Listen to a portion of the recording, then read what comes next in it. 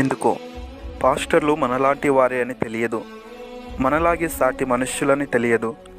వాళ్లకు సమస్యలు ఉంటాయి, వాళ్ళు అలసిపోతారు, వాళ్ళు విసిగిపోతారు, వాళ్ళు డిప్రెషన్కి గురవుతారు, వాళ్ళు ఒంటరితనాన్ని అనుభవిస్తారు. ఎడతెగని సేవ కార్యకలాపాల్లో వాళ్ళ వ్యక్తిగత జీవితాలు, కుటుంబాలు నిర్లక్ష్యానికి గురవుతాయి. కుటుంబం సంబంధాలు బీటలు వారుతాయి, ఒక్కోసారి పునాదులు కదులుతాయి. అసలు నువ్వు సేవ చేయడం వల్లనే మేమిలా ఇబ్బందులు పడుతున్నాం అని భార్య పిల్లలు అంటుంటే ఎవరికి చెప్పుకోవాలో తెలియక మదనపడిపోతారు. తగినంత సమయం కుటుంబంతో గడపలేక బాధపడుతుంటారు.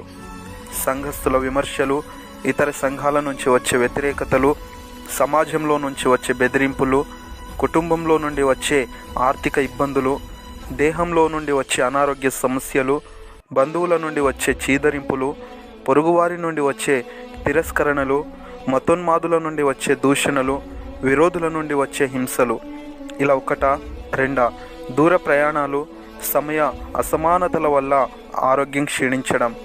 పాస్టర్ భార్య పిల్లలు అనుభవించినంత ఒంటరితనం, క్షోభ మిగతా వారికి ఉండదు. కానీ క్రీస్తు కోసం వారి జీవితాలను త్యాగం చేస్తారు. స్నేహితులను, సంబంధాలను కోల్పోతుంటారు, దుఃఖపడుతుంటారు. అయినా అందరి ముందు నవ్వుతూనే ఉంటారు. ఒకవైపు అనారోగ్యంతో బాధపడుతున్నా మరోవైపు సంఘ క్షేమం కోసం ప్రార్థిస్తుంటారు, ఉపవాసం ఉంటారు, కన్నీరు కారుస్తారు. అలాంటి పాస్టర్స్ని మనం ఎలా చూస్తున్నాం?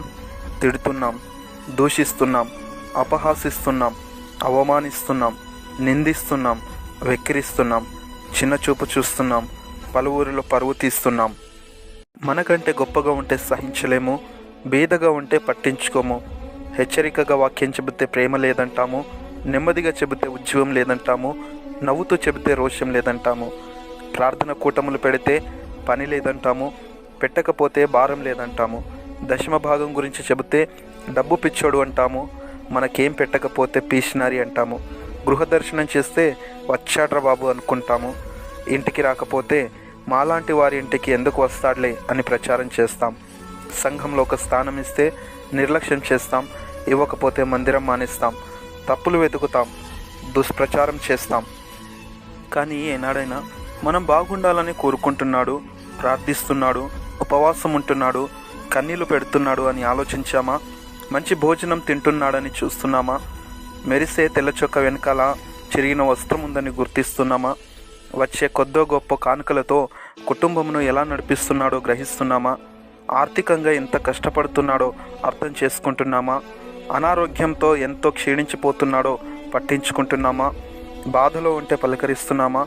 దుఃఖంలో ఉంటే ఓదారుస్తున్నామా? కానీ మనం మాత్రం ప్రభువు కొరకై సేవకుడు పడే ప్రయాసంలో ఇంకా భారంగానే ఉంటాము. సంఘాలు మారుస్తాం, పక్కనే సంఘం పెట్టి విశ్వాసులను లాక్కుంటాం. సేవకుడి బలహీనతలు చూస్తాం, అతని కుటుంబంలో లోపాలు వెతుకుతాం. ఎందుకో పాస్టర్లు మనలాంటి వారి అని మర్చిపోతాం. వారిపైన జోకులు వేస్తాం, కార్టూన్లు గీస్తాం, మీమ్స్ రాస్తాం, రోస్టింగ్ చేస్తాం. స్పందిస్తే సహనం లేదంటాం, ఊరుకుంటే తప్పు ఉందంటాము. అతని వల్లే నవ్వుతాం, అతన్ని ఏడిపిస్తాం, అతని వల్లే బాగుపడతాం, అతని నాశనంను కోరుకుంటాం. అయినా పాస్టర్ కూడా మనలాంటి వాడే అని మర్చిపోతాం.